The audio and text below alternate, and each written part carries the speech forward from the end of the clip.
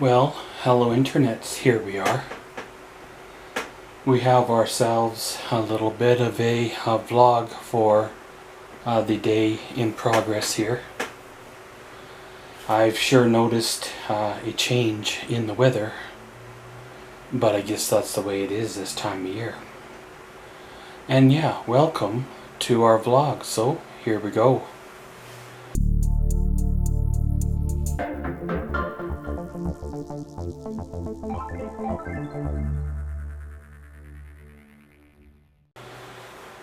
Well, we've had, I believe, one of our last nice days of the 2021 season.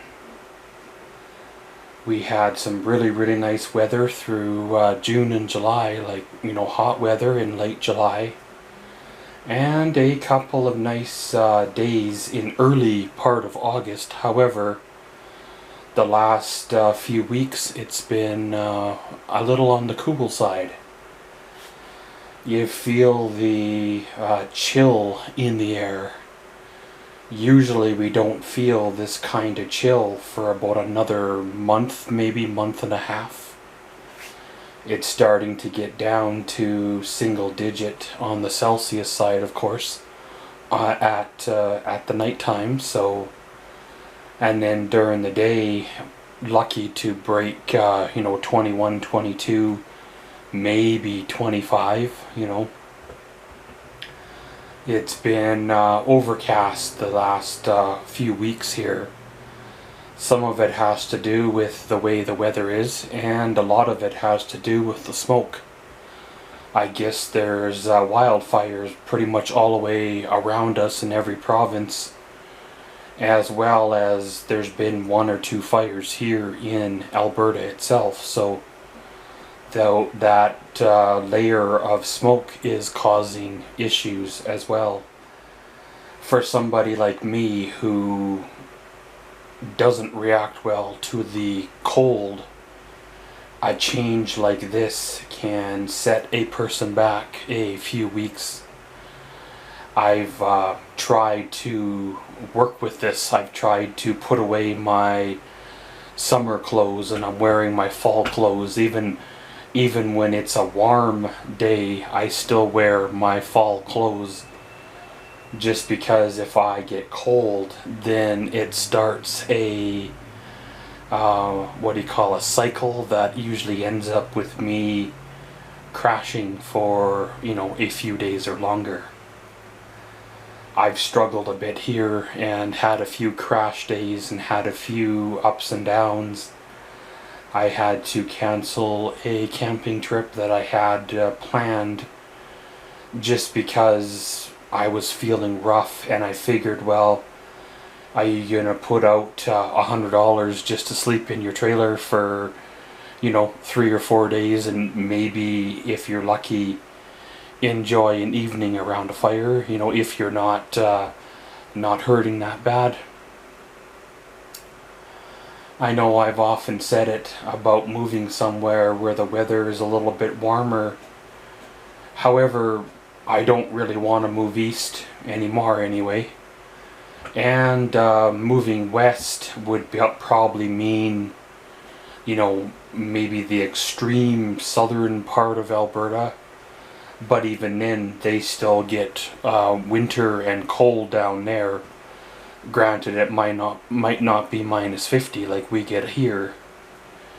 One of the other opportunities is moving out further west to somewhere in BC, somewhere out there. However, the cost of living is higher, and unless you're living off the grid, like in a camper or a van in the middle of nowhere, that keeps your cost of living low, then you're paying out $1,600-$1,800 or more a month for a little one-bedroom, apartment or condo.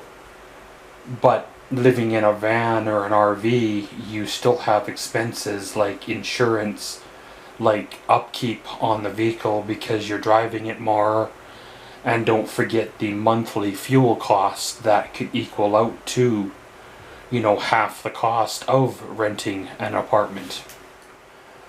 one never knows what the entire future holds, especially with my life, with the changes that have gone on in my life. At one time, I thought I had everything planned out, everything that I could plan out. You know, you had your house, you had your family, you had your vehicles, you had your job, you had your garage with tools. But apparently, you know, all those things can change, all those things can be took away, and in the end, all you're left with is the memories you made and, well, you yourself. I have had, as mentioned, a few down days due to overdoing it on a few outings. I've tried to still remain semi-functional, getting up at a certain time of day, maybe having coffee or just sitting on the deck and soaking in the quietness of the morning. And if I can't start rowing with the right end of the paddle, then I end up having another nap. And sometimes after having that second nap, or first nap of the day, I guess, sometimes things do turn around for the afternoon. Like I mentioned there earlier on with wearing pants and your full coat when other people are wearing, you know, a tank top and shorts. But for me, that seems to be kind of what I have to do now. Sort of no longer exposing myself to the cool temperatures, pushing myself through the winter, wearing lighter clothes rather than wearing the proper warmer clothes that keeps a person from feeling the sharpness or the extreme sharpness of the cold. When I was younger, I used to be tougher. I used to go without a coat quite often, and you know, no gloves, no coat, stuff like that, right?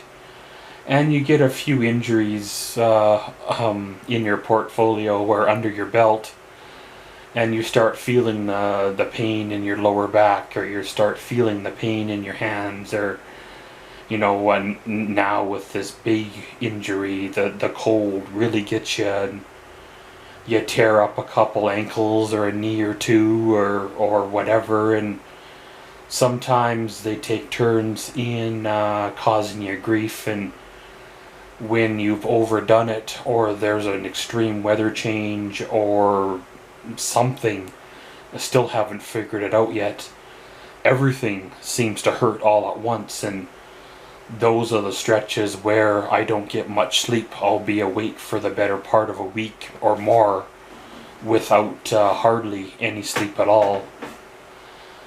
I have often considered going a route with the doctor for pain control. However, once you take the route that they want to put me on with pain control, then there's no more driving, there's no more adventures, there's no more independence.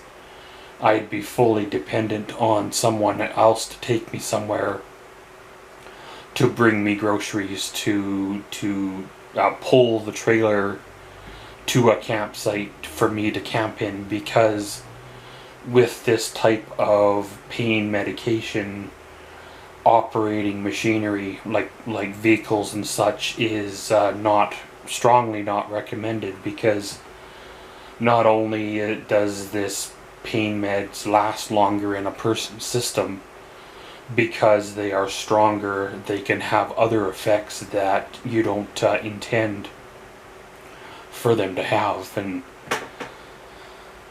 as I mentioned there, I'm not really ready to give up on the independence side of things yet, nor can I give up my independence yet, because unlike my dad, who was on these medications, I have nobody to rely on to look after me, to be there when at a, you know, a moment or within a day or so notice to take me grocery shopping or to a doctor's appointment. And I kind of have researched other methods, other ideas, tried to work my way around things, even if that means a really, really, really hot shower on those days where, you know, I'm hurting a lot, or even if that means not being as active or active, period. One of the things I like about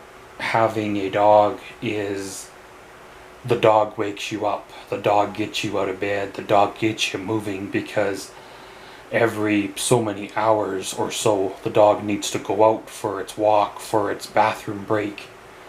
So even if you're feeling rough and you haven't left the bed all day or for a few hours, you know, the dog will wake you up and make you take it out, kind of a thing. So it gives you the extra motivation just to get out of bed. And this dog I have is very, very tolerant and very, very understanding, especially on my bad days and my downtime, because she doesn't make me stay out any longer than she needs to be for me to do, or for her to do what she needs to do, and then we're back inside. And even come the winter time, she's kind of like that as well. She goes out, does her thing, comes right back inside. And sometimes in the you know, minus 35 to minus 50 range, you sometimes have to carry her back through the snow and the cold because her feet get cold. And no, I've tried to put little booties on her, and no, she doesn't like to have the booties on her. And even when I duct tape the booties on her, she seems to find ways of shaking them off. So it's better just to carry her back or come in for a slight warm-up before you head back out again. But I guess we got ourselves a little bit of a weather change. I think our summer is over, fall is coming. I'm not sure if winter is close or we still got another month or so, month and a half before the snow hits. I guess it is what it is, and around we go. And as always, thanks for watching Maxwell's Vlogs. Comment, subscribe, and enjoy.